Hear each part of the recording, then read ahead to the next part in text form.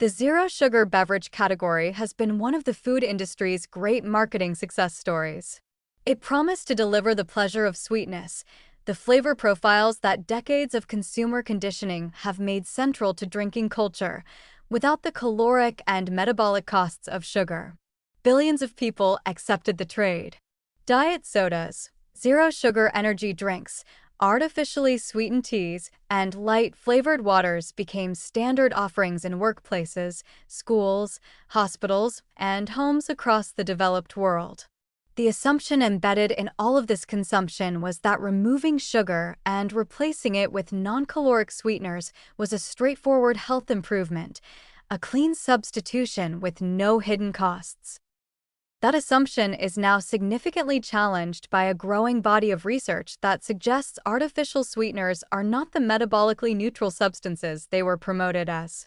The landmark studies from the Weizmann Institute of Science in Israel, published in Nature and widely considered among the most rigorous investigations of non-caloric sweetener effects, demonstrated that saccharin, sucralose, and aspartame induced personalized glucose intolerance in human subjects by altering gut microbiome composition in ways that varied by individual. The microbiome disruption finding is mechanistically significant because the gut microbiome is not a passive bystander in metabolic regulation. It actively influences insulin sensitivity, inflammatory signaling, appetite regulation, and glucose metabolism through pathways that are increasingly well characterized.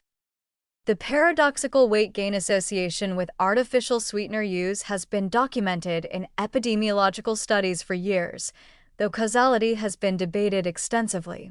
Critics argue that heavier people are more likely to choose diet products, creating a selection bias that explains the correlation.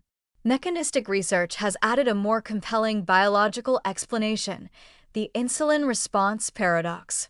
Sweet taste, regardless of whether it is accompanied by caloric content, activates cephalic phase insulin release, a neurologically mediated anticipatory insulin response that prepares the body for incoming glucose.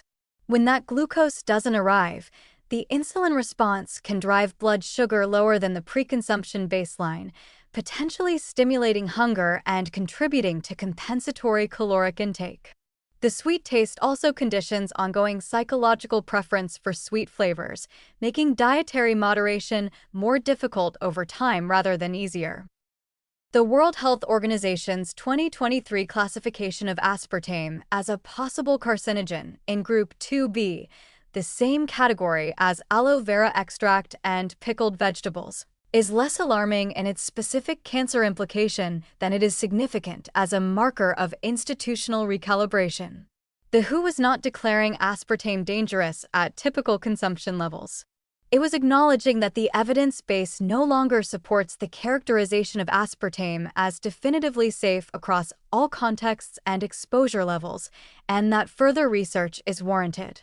For a substance consumed daily by hundreds of millions of people, further research is warranted at the WHO level is not reassurance. It is a signal that the confident safety claims the industry has made for decades rested on an evidence base thinner than the regulatory approvals suggested. The practical landscape here is genuinely complicated. Sugar at high intake levels causes documented metabolic harm. Artificial sweeteners at typical intake levels probably cause less acute harm than the sugar they replace. But less harmful than sugar is a lower bar than the zero-sugar marketing implies.